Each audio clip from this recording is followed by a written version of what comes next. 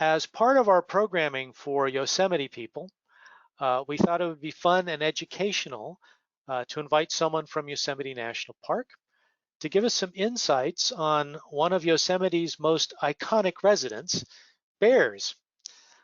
If you've ever encountered a bear in Yosemite, I have a few times, or anywhere in the wild, and sometimes now at the edge of urban developments as well, you will likely never forget it. Historically, bears were so significant to California that they were made our state animal in 1953 and are visible every day as a centerpiece of the California state flag.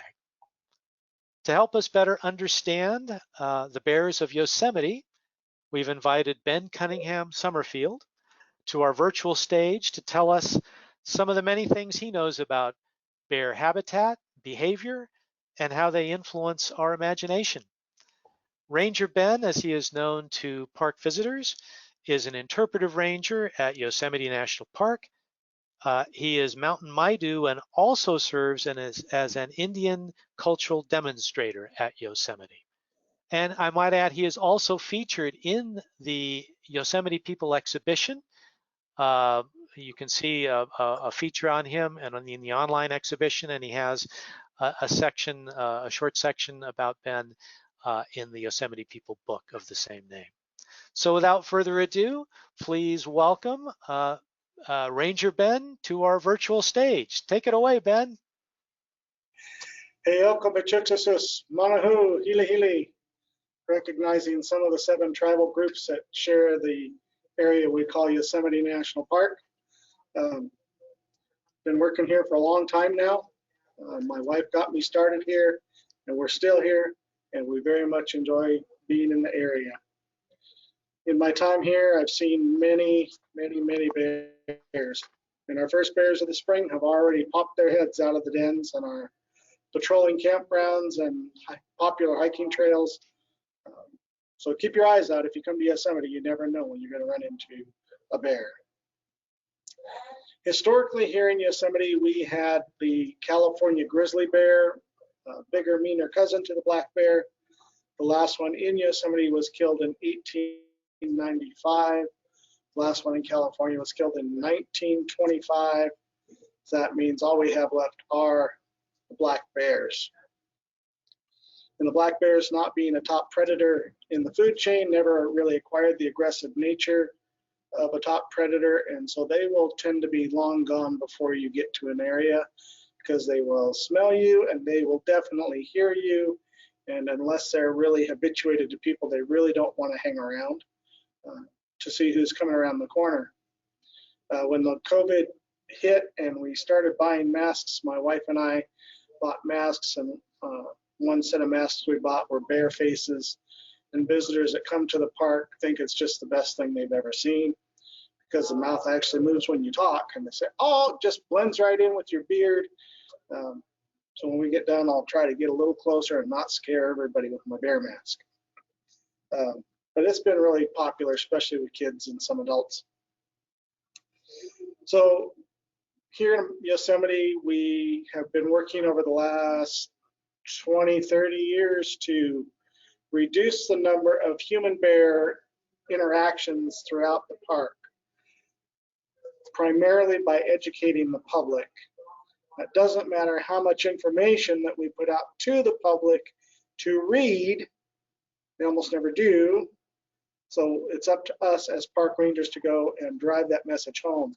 So typically in the summertime, when the campgrounds are at full capacity, we have park rangers like myself who go walking through the campgrounds on what's called a bear rove, and that's mostly to encourage people to be good stewards of their time in Yosemite by putting their food in the bear lockers, by cleaning up their campsites, and not leaving stuff in the car or in the tent. And it can be quite challenging, especially when you run into cultures that don't have bears where they live and they don't understand the concept of bear. And it's not until one goes running right past them that they finally get the idea that, oh, there's something here I really need to take care of. So we've had some really interesting interactions with people and bears. And of course, when you get bears that are close to people and they keep feeding them and encouraging them to be close, that's when the risk level goes up significantly. And at that point, a fed bear is a dead bear, which is a very unfortunate circumstance that we don't punish people more than the animals. Animals will always pay the ultimate price in the end. So when you're out and about, use your telephoto to get close to the wildlife and don't try to pet them. Don't end up gored by a bison or skewered by an elk or anything like that. It's just so much easier to use your telephoto lens. A lot much funner and a lot much safer. Throughout my time here in Yosemite, we have seen bears as big as 500 pounds, a little over. We've had some pretty small bears that kind of stayed on the small side, and everybody's, oh, we saw this cub, and it's like, well, actually, that one's about 2 years old. It's just not growing very well. So maybe it was the runt of the litter or something else happened to it and it's got something else going on. It's just not growing very well. Just like people. Bears are a lot like people. As a matter of fact, same kind of feelings, same kind of tendencies, same kind of habits when it comes to using trails and when it comes to eating foods and when it comes to many, many different things, caring for their young. There's a lot of similarities between bears and people. So the black bears here range from 50 to 350 pounds on average. Their color is not necessarily black. The most common color here is probably brown, anywhere from like a dark chocolate to a medium chocolate. We occasionally get blonde bears and what we call a cinnamon bear or a very auburn colored bear. So really a tremendous variety in sizes and colors of bears. Bears are kind of like cats in the agility that they have when they're up in the trees. Last fall, we had a super huge acorn crop and as many as 20 different bears in about 10 acres of the park, spending hours upon hours gorging on acorns, whether they were on the ground or up in the trees, pulling down the acorns before they even cut loose from the caps. So it was really a challenge managing the people that wanted to climb over the fences to get close to the bears to get that super duper picture, or just lining an entire area of fenced off section so that the bears had no escape routes if something happened. Because all these bears, while they were busy eating, weren't necessarily on the best of terms friendship-wise, and we did have a couple of instances where bigger bears would chase other bears out of the area so that they could have their turn with the acorns. When bears start to become problem bears because they're getting too much people food and they start to investigate not only the campsites but the tents and the cars that are in the area and start to really cause problems because people aren't following the rules, we'll put out a bear trap and we'll try to capture them, and then we'll put tags on them like this one right here. That's easy for you to see from a distance, and then when we say, well, did you see any bears today? And you'll, yes, I got to see a bear on the Mirror Lake Trail. And we say, did it have any tags on it? You can say, yes, it was tagged yellow 85, or often these tags fade out and will look kind of white from a distance, although we do also have white tags. So sometimes the colors just fade in the sunlight. The tags don't necessarily mean that 3 strikes and you're out, just as a means to keep track of individual bears that have had greater interactions with people. So our favorite way to see bears is without radio collars and without tags on them. That just means they're staying away from people and they're doing what they're supposed to be doing.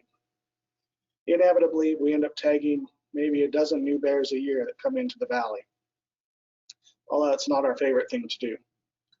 Some of the bears now have telemetry chips embedded in the nape of their neck when they get brought in or they get caught in a trap. And we're doing health checks on them. We're checking out their teeth. We're checking out their hair condition, their skin condition. Maybe they'll get a radio collar. Sometimes they'll have that little microchip in them. And we can actually track these bears and how far they travel.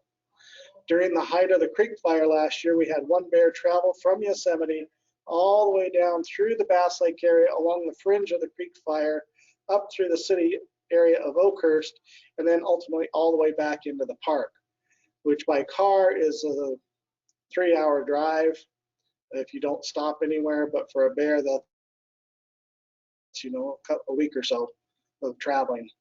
They can amble along about 2 miles an hour, so kind of like the same pace that we do.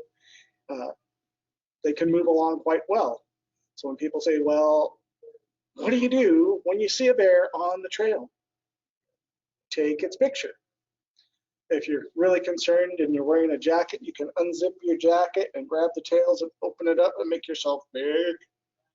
If there's more than one, you can pull them together and make yourself big. You can make a lot of noise and try to scare the bear away. But you really don't need to do much of anything unless you happen to be between a mama bear and its cub or a bear and its food source, because bears get really protective of food. But we've never had any attacks by bears in the park. We have had reactions by bears in the park.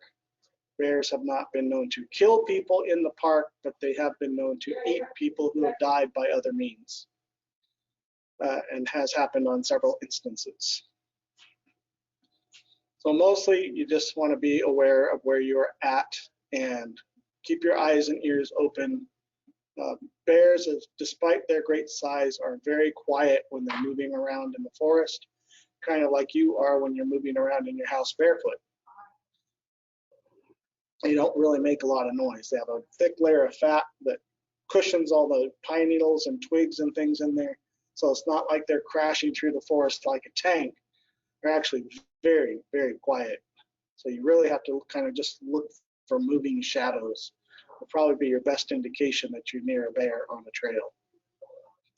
Most often the bears here become quite popular and will cause what you get in the city is a traffic jam at rush hour. Up here we get bear jams. So one person will see a bear, and then they'll stop, and then the next car will see them stopped and say, oh, there's a bear, and then pretty soon you've got 2 lanes of backed up traffic, and it takes an hour or more to clear because everybody wants a picture of the bear, and they just get out of the car wherever the car is at and go take their pictures.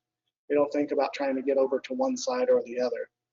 In times like that, rangers like myself or law enforcement staff get called out, and we go out to those areas and we either haze the bear by getting it to move away from the road, or we just start getting people back to their cars. Get your picture, move along. Get your picture, move along.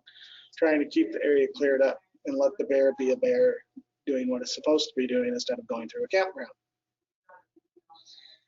Black bears consume, on average, anywhere from 10 to 20,000 calories a day, depending on what kind of food they're eating. As they get ready to go into hibernation, they're definitely looking for at least 20,000 calories a day. Love to be able to have the opportunity to eat that much sometimes, especially when it's really good food. But as human beings, we don't have that option. We can, just doesn't do us any good. Causes a lot of health problems in it afterwards. But bears don't get to go to the dentist. They don't get to get a checkup of their teeth unless they actually get captured. And bears have enough power in their jaws to punch holes through tin cans and compressed whipped cream containers, so they can really get into a lot of trouble if we are not good stewards of the land we are occupying. So make sure you clean up after yourself when you go out into the forest or along the river or anywhere you go. Take some time, take some trash bags, take some gloves or trash pickers, and pick up after other people while you're there too. Help save more wildlife that way. Don't let them become habituated to us. That's the best way to keep them happy and healthy in the forest. So bears are classified as omnivores. That means they eat a little bit of everything. They have teeth that are set up a lot like ours. We have our incisors, our canines, our bicuspids, and our molars. They have the same sets of teeth that we do inside. If you look here alongside you got the nasal passage and all the soft cartilage. It supports a very flexible nose. It helps them sniff foods up to a mile away, regardless of whether it's fruit or meat or sweet or whatever it might happen to be. very straightforward eyes, so their eyes are always moving, keeping an eye out for other critters and keeping an eye out for food sources. If you put your hand right here alongside your mouth and open and close your jaw, you can feel those muscles moving in there. The space right here along the crest of the skull and all around this bone right here, that's all muscle. That's what enables those bears to be able to tear open those tin cans that you might leave in the campfire. And even if you're out backpacking, you say, I really don't want to carry this can out, and you throw it in the fire, that residual taste of anything in the bottom of the can that didn't quite burn will be enough to attract the bear to test it out. And up here in the park, we've had bears test fuel fire starter blocks, the compressed sawdust with the glue. We found punctured soda cans and tin cans, bear scats that contained entire candy bar wrappers. So whatever a bear eats and doesn't digest will always come out in the end. And in some cases, the things they get into actually can get them into quite a bit of trouble.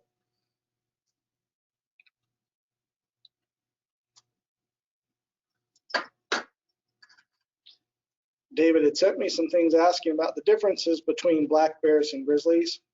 If you encounter a black bear, all you have to worry about are some 2-inch claws, or maybe 3 at an extreme length. But if you encounter a grizzly bear, you're looking at 4 to 6-inch claws. So there's quite a bit of difference in size there. Black bear, grizzly bear.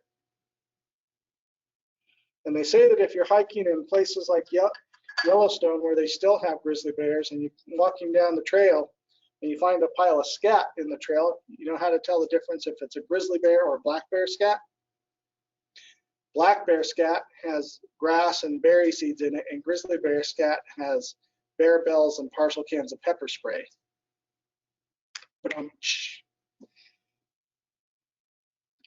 So being an amateur scatologist can help you study what you find when you are here in the park, and generally black bear scats will be mostly grass.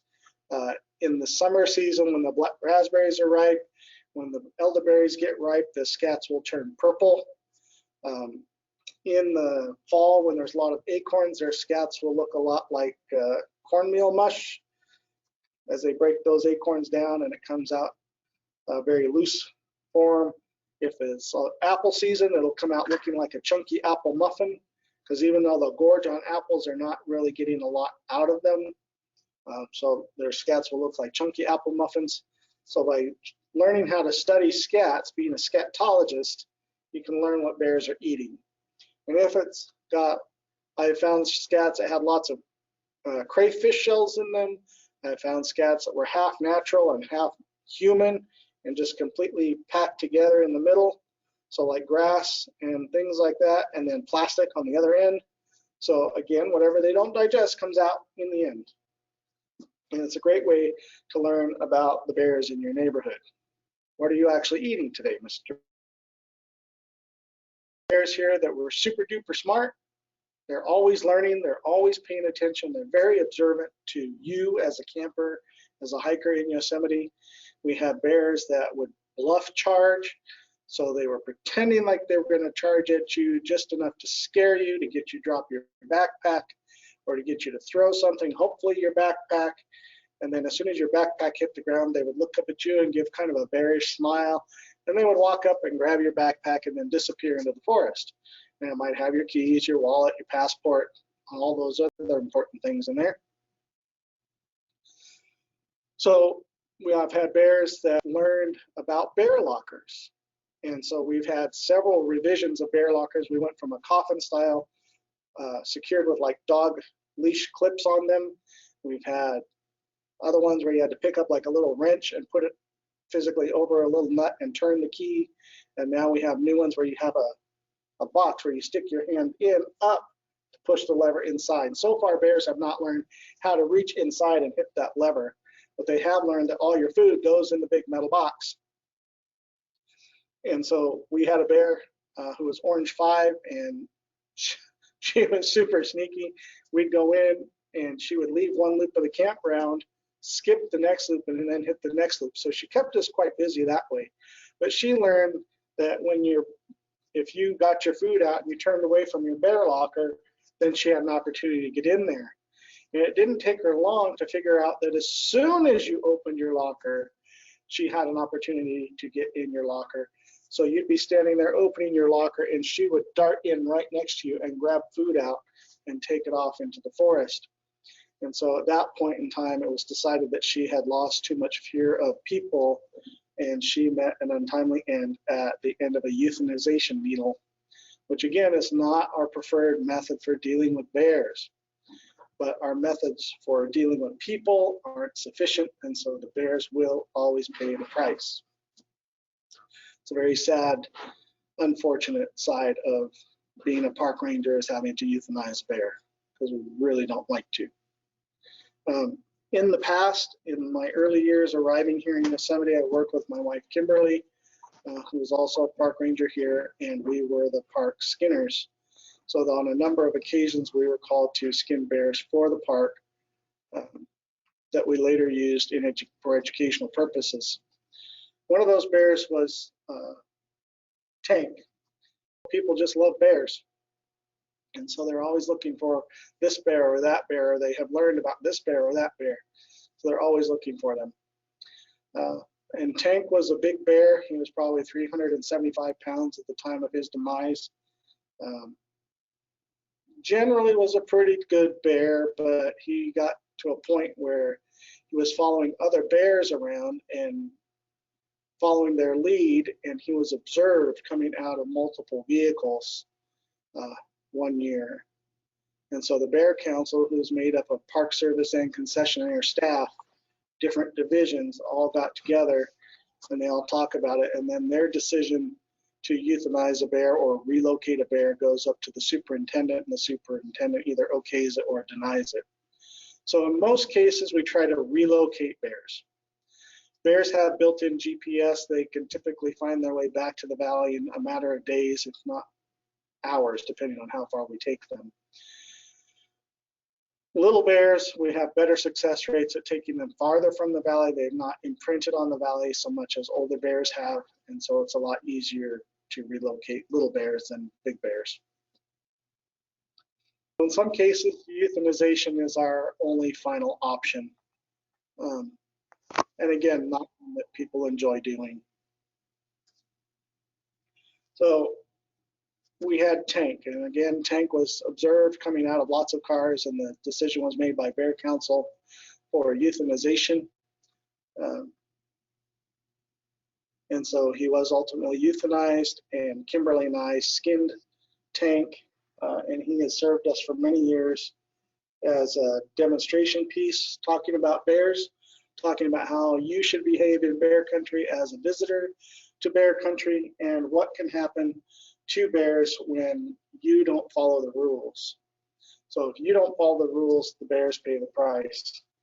And so this is Tank, and Tank is getting pretty threadbare, and I'm going to ask my supervisor to retire him because his face is starting to fall apart. Some of his paws are starting to fall apart. And so I'm going to ask that Tank get retired just so that we can prevent any further degradation of Tank. But bear's fingernails are a lot like your fingernails. They're made out of keratin, the same stuff. And if they start, when you dig in the garden, your fingers get dirty and your fingernails get chipped and they start to split apart. When bears start breaking into cars, along the bottom edges of their claws gets really frayed, and their claws will break just like ours do when we get into stuff that is too tough for our fingernails. And so there are occasions when their claws will just look really crummy. That's when you want to go to the manicurist. Bears don't get that option. They're kind of stuck with whatever happens to their claws. But tearing apart logs and things like that helps keep their claws sharp. And they are pretty individualized. You can spread them out, and they are just a lot like your fingers. You can put your fingers in where the bear's fingers are, and you can move those individual claws around just like your fingertips. And that's how bears are so adept at digging stuff up. Tank again was about 375 pounds, and he was about this big.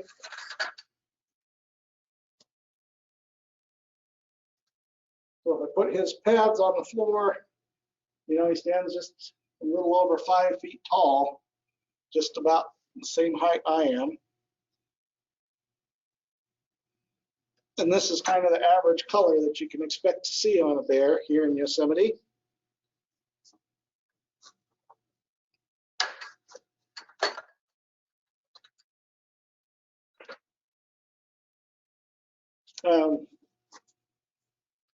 Kimberly used to tell me a story about old Snaggletooth that lived in Yosemite.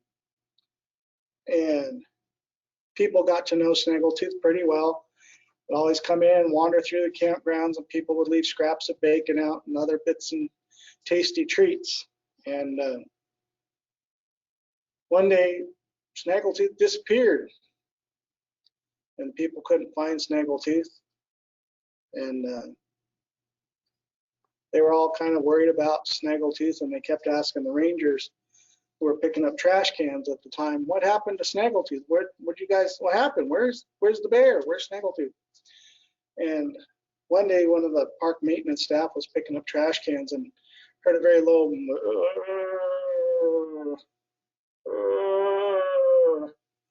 coming from some bushes in the campground, and went to investigate and found old Snaggletooth. And somebody in the campground had had a birthday party and didn't quite clean everything up. And under one of the picnic tables was a compressed whipped cream container, you know, Ready Whip or whatever you buy at the store to put on your birthday cake, ice cream.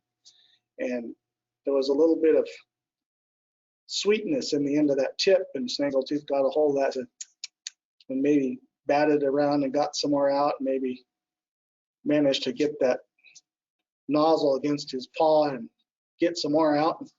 So if there's more coming out, there must be some more in there, and got that can in a position to be able to pick it up and bite it, and just bit right through the sides, and the compressed air in there just exploded inside Snaggletooth's mouth, blowing chunks of metal down through the bottom of his jaw, up into the roof of his mouth, lacerating his tongue to the point he could no longer drink and no longer eat, and was slowly starving to death and dying of dehydration. The damage was so extensive at that time that park rangers decided to euthanize Snaggletooth. So when we don't take care of our surroundings, if we don't take care of our campsite, if we don't take care of our car, bears will always pay the price. And over the last 5-6 years, we started putting up these big yellow signs with a red bear on it. It's a red bear, dead bear program. So every time you see those signs pop up in Yosemite, a bear was hit right near where that sign is placed. Somebody had started putting dates on some of them. So some of them have dates of when those bears were hit and killed. In some instances, the bears are not killed immediately. They might have internal injuries.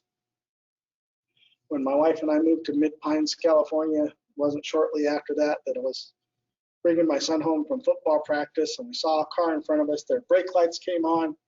They went down a little further on the road, got out, ran around their car looking at for damage, and then took off down the road. We got about where their brake lights had come on, and there was a bear in the road. And they had hit the bear hard enough to puncture his lungs, but not kill him. And so he was laying there dying a very painful death. So in the event that we find those kinds of bears here in Yosemite, the wildlife staff will go out and euthanize the bear by lethal injection. Other times bears get hit and they bounce up pretty well and they disappear into the forest, and sometimes we'll see a bear later that's maybe limping because it got injured. Maybe it got a broken leg. It wasn't bad enough to immobilize it. Bears are remarkably adept creatures.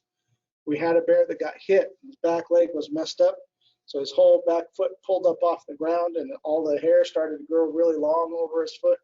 Even though he couldn't use that back foot, he could still climb trees just as quickly as he ever did with all four legs, and caused quite some problems here in Yosemite Valley. And he was ultimately euthanized as well. So bears become habituated. They learn our habits. And so they're always nearby. They're always looking for a free handout. They're looking for your carelessness. They're looking for that time after you eat dinner. You got your wine or your beer, and you're sitting around the campfire, and your back is to the picnic table, and that's their opportunity to get whatever you have left out. We've had bears that have taken steaks right off the barbecue. So they're super duper smart. Mama bears will be coming out with cubs this year, so hopefully we'll get to see some cubs really soon. And usually they're not much bigger than a football. They're really pretty small when they come out of hibernation. Mama bears mate in the summertime and then go into hibernation, and black bears usually have a fairly short gestation, and black bear babies only weigh about 9 ounces when they're born, and then they just kind of crawl up and latch on to mom, and they just live on mom all winter long. That's why bears need to eat so much, because they lose up to 1/3 of their body weight, or maybe even half, during the wintertime when they're not eating. They're just living off all that stored fat. So by the time they come out after hibernation, they look a little bit like we do when we get up in the morning. Hair's kind of all over the place. It's kind of dull in the morning until we get all cleaned up, and until they start eating. So far here in the valley, we've had at least 2 bear sightings that were tagged and 1 that was untagged. So they're out. Spring is here. Expect to see more as more and more people show up in Yosemite and leave their garbage laying around. People stop at Burger King, McDonald's, Jack in the Box, Taco Bell on the way to Yosemite, and they get up to Yosemite and they don't want to deal with the garbage, so they just take the whole bag and put it on the side of the road. Take it with you to a garbage can. If you're coming into the park, pick up after somebody else. Make sure that the bears don't have stuff to get into that's going to get them in trouble later on.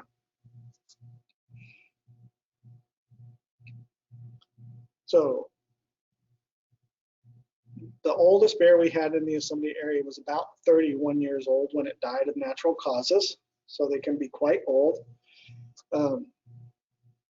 Usually after about a year, year and a half, the baby bears are getting weaned off of mom and kicked out of the house. So yearlings to teenagers doesn't take very long. Most of our bears here that come into the valley are between 5 to 10 years old. Occasionally some of those bigger, older bears kind of stay out and away from people. But on the trails, we have bears up near Snow Creek, and those bears would steal your bear can that you backpacked in with your food and roll it down to the creek and watch it float away. We had bears that would sit there and smash them against rocks until the lids popped open to get to the food inside. So bears are smart. When people say, well, why don't you allow us to use this food storage in the wilderness? It's like, because a bear can still get into it. Like the Ursack, a Kevlar bear-proof food container, is soft and flexible, and if a bear can get any purchase on it with its teeth or claws, it's not bear safe. So you really got to keep an eye on hiking. Throwing a rope up over the tree limb doesn't work. Bears learned how to climb up the trees and get to the food off the tree branch. Or they learned how to get to the rope where you tied it off on the bottom and chew through the rope and drop the food. So there are approved bear food storage alternatives when you're going backpacking in the wilderness. Yosemite has those all listed on the website for wilderness backpacking. So keep an eye out and open walking through the park, because you never know when and where you might run into a bear. Take care of yourself, clean up your food, keep an eye out for the bears, keep an eye out for people who aren't doing their part, and remind them very firmly but politely that they are supposed to take care of their garbage while they're here. That's an ongoing struggle in Yosemite. We have bear dances here in Yosemite and other tribal areas as well, and that are kind of Thanksgiving celebrations, I suppose. Thankful for coming through the winter and getting ready to go into the summer. Thankful for getting through the summer and getting ready to go into the winter. Those are typically not open to the public except by invitation by tribal members. We have other summer ceremonies and things like that that are open to the public where everybody can show up there. But our bear ceremonies here are very private because the bear is a very important person to us. And I can tell you from personal experience that a bear without its hair looks just like a human being with individual fingers, toes, and a belly button. So personally, I don't eat bears. My wife doesn't eat bears. My daughter doesn't eat bears. But there are people who do eat bears on a regular basis. Bears there's still a huge black market surrounding bears, not only their claws and paws, but also still gallbladders. And people will hunt them just to remove those items. So if you're in an area where poaching is high rate seen, keep an eye out, be aware that departments of Fish and Game have tip lines where you can call in and anonymously report poaching activity in your area.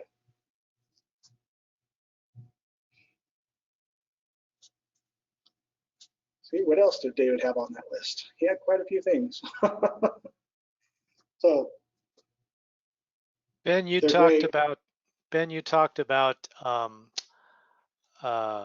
a little bit about how old the oldest bear you've seen in the park, 31 years old. Is that typical, or bears, if assuming they have a natural lifespan and don't have bad encounters with humans, etc., what would be the average life length of a black bear? The average life length of a bear in the wild without having to deal with people is probably 20 to 30 years. It's only when they start interacting with people that their lifespan gets a little shorter. We do occasionally get cannibalism by bears in the wild, where male bears will kill the offspring of a female to bring her into estrus again so that he can make his generation. This year in Yosemite, we did find bear scats with a cub nose in it. So cannibalism is not common, but it does occasionally happen. And when is the mating season for bears and the gestation for giving birth? Bears are kind of summertime, late summer, and female bears have the option to delay implantation. So even when they're impregnated, that embryo can just kind of float around before it attaches to the uterine wall and begins to grow. So if that mama bear gets hit by a car and gets injured to the extent that she can't grow that fetus to term, she will abort it and just reabsorb all the energy that was put into it. But usually it's not long. It's only a couple months before that bear cub is born. Again, only weighing about 9 ounces. Wow. And how many cubs are typically birthed at one time? In their first year, usually one. After that, usually twins. In extreme cases, when a bear has a great food resource and great health, they have had as many as 5 bears in the wild. 5 cubs. Wow. That's pretty not common. Typically twins. And what's the behavior of the males and females after mating has taken place? They kind of go their separate ways, or how involved is the male? Bears are pretty solitary creatures. Once the mating is done, and males will mate with multiple females, and females will mate with multiple males. So you can have one mama bear with 3 different colored cubs, or 2 different colored cubs, depending on which bear got how many bears she mated with. But once the mating season is done, they're typically pretty solitary animals. I've got a question from the audience here, but one last question on mating. How many times will a female mate and give birth over her 20 or 25-year lifespan? Usually every other year. They kind of don't want to wear themselves out, so they'll usually every other year, generally speaking. Up to the end of their lives, or is there a period when? I don't know about the upper end of their lifespan. There's not a lot of research on that.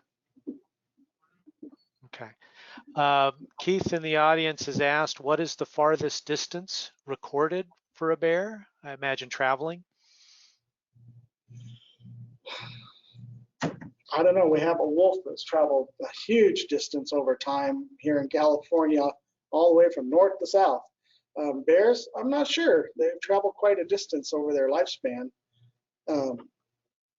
Like I said, we had the one that traveled all the way down through the Creek Fire Oakhurst area in just a matter of days. So it really is only a matter of time before bears can cover several hundred miles. And tell us, how do bears behave around other mammals or other land creatures? Do they interact with them at all, or again, are they so solitary that they stay away from other animals as well? They eat other animals when the opportunity arises, but generally critters just kind of stay away from each other here in the park. It's not often that you see them in very close proximity. However, occasionally you'll see a unique situation where a bear will be up in an apple tree eating apples and knocking apples down, because they're so busy up in the tree eating apples, they don't care about the deer down on the ground eating apples. And so the deer will eat the apples that the bears knock down. So occasionally you'll see some kind of symbiosis, but generally it's all pretty much keep your distance. Ben, there are bears throughout the Sierras. I remember taking a trip to Sequoia National Park, where it seemed like, this was many years ago, it seemed like the bears were less habituated towards humans there, but in talking to a ranger, he said that was becoming more prevalent every year. But they were a little less aggressive with humans down in that part of the Sierras than Yosemite, only because they're less habituated to them. Does that sound right to you? Probably slightly less visitation in Sequoia Kings, just because it's a little farther to get to than Yosemite. It doesn't have as much development as Yosemite. Yosemite National Park has a huge level of development, which only serves to encourage bear activity, especially here in the valley. Anywhere like Tuolumne Meadows, Wawona, Yosemite Valley, where you have high concentrations of people, you have a much higher level of habituation of bears to people. Deer, for that matter, too. Deer are another problem critter. Well, the deer aren't the problem. The people getting close to the deer are the problem in the valley. They want to go up and pet them. They want to put their children on them or do the whole selfie thing standing next to them. So people management is always our aim and not necessarily managing the wildlife. It's managing the people. Again, I'm inviting anybody to ask questions here. I want you touched upon some ceremonial acts of gratitude as the seasonal changes with Native peoples in that area. I'm curious, do bears have any significance in Native legend or cosmology or anything like that? Can you speak to that? You'll find bear stories throughout every Native people's stories, whether it's in relation to the landforms they live in or the stars in the sky. And for some of us, the star stories were not widely recorded because our populations were smaller. And so finding that information is more challenging. The boarding school issue also took away a lot of those things from us over history, over time. But those stories are there. I mean, for Devil's Tower or El Capitan here in Yosemite or Tutakanula, doesn't matter where you go, you'll find bear stories among traditional stories. And speaking of stories, I know that one of our audience members today is Jonas Kulakauskas, the creator of Yosemite People. What do you remember of your experience in talking to Jonas when he was developing his project, Ben? There was this crazy guy in his little glasses and hat and camera. It's an old beat up camera, man. Always going around taking pictures of landscapes and people and just kind of everything. And he and his son Matas found me in the museum and ultimately came to spend a lot of time in the museum, hanging out there and talking to each other and sharing stories and things like that. And he started to tell me about this book that he was writing called Yosemite People and asked me if it was okay to put me in there because he'd been on a number of my programs and interacted with me here in the Valley. So he and I got to be pretty good friends over that, just hanging out in the museum, which is where I normally am. So not usually every day in a ranger uniform. So hopefully when things clear up COVID-wise, that will get us back in the museum. Yeah. By the way, Jonas, feel free to unmic yourself if you want to add anything to your experience with interviewing Ranger Ben. Oh, thank you. Yeah, good to see Ben and David. Thanks for that. You know, I wanted to say, I remember the first time I saw Ben. I didn't speak to him, but I photographed him, and he was wearing his, ranger outfit, and his task was to put up the flag for the day, or maybe you're taking it down for the day, the American flag. And I don't know, I was a Boy Scout, so I know that folding an American flag by yourself, it's not so easy. And he had a very particular way of doing that. And I captured it on film and I put it in the book, But I didn't speak to Ben for about 3 months. And then I took his bear walk tour, which was very similar to what we just heard. And it was really fantastic. And I took another portrait of him during that talk where he wears the fur or the hide of Tank. And that portrait's in the book as well. And I thought, oh, I want to get to know this person. And I always visit museums everywhere I go. So I was always happy to see Ben at the museum. And he has a lot of hidden talents that he hasn't talked about. One is he's an amazing flute player. Okay. And I know he's plays, I think maybe some of his own music, but also some, Native American inspired music. And also, Ben has an amazing ability to play with string. So he creates these string animals and string games that are so charming for the children who come to visit the museum that I think he could give a whole program just on that. So anyway, Ben is super highlighted in my book. I'm really impressed with his knowledge, but also with his, he has a bear-sized heart and he's always helping me. So I really appreciate and love you, Ben. Thank you. Thank you, Jonas. Thank you, Jonas, very much for joining us today. We got a question in the chat room from Debbie L, who makes comment, there have been some cases of bears with encephalitis near Tahoe. Is this an issue with Yosemite bears? Yeah, that's a whole new thing I just saw on Facebook and was talking to some folks around here. I've not spoken with our wildlife staff to see if that's something they've encountered in Yosemite yet, but so far I haven't heard of encephalitis impacting Yosemite bears at this point. That's something I'm going to look into. Okay. Speaking of Tahoe, there was a comment a little earlier in response to the question we had about how far bears travel. The comment says, I believe this has to do with a bear who was taken to Lake Tahoe area and then made it all the way back to Yosemite. So that's a pretty good distance. Well, you always hear stories about cats and dogs who find their families after being left behind. Yeah. So animals have a remarkable ability to get back where they want to be.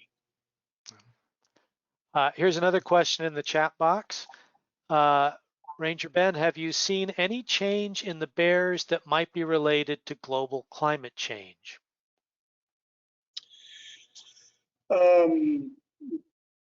Possibly. I mean, climate change is such a huge, huge topic, but also interconnected.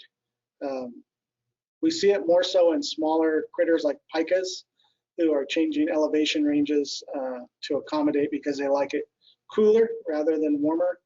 Bears are a little more tolerant. I mean, you'll see them all the way down in the California foothills. We have fresh bear tracks in the snow up around Glacier Point and even up around Tuolumne Meadows.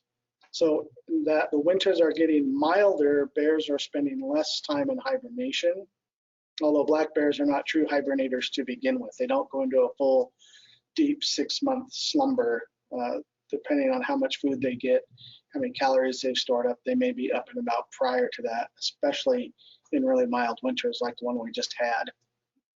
So climate change will probably continue to impact bears, but it has a greater impact on smaller wildlife than it does on the bigger stuff that have greater ability to adapt. I imagine it might have eventually an impact on the food sources of bears. Right. Yeah. So. Yeah. Well, bears are opportunivores, whatever they get their teeth on. Yeah. Well, I'll throw out one last offer of a question. We're past 1 o'clock, and Ranger Ben, we thank you so much for joining us from Yosemite. I'm not so sure I mentioned that at the top of our program. Ben is actually in Yosemite National Park in the auditorium where the public normally, there's orientation films and other kinds of presentations that happen in that room, I think. Yep. So thank you so much for taking the time out of your day, for taking the time to put up with all of my emails over the last couple of weeks.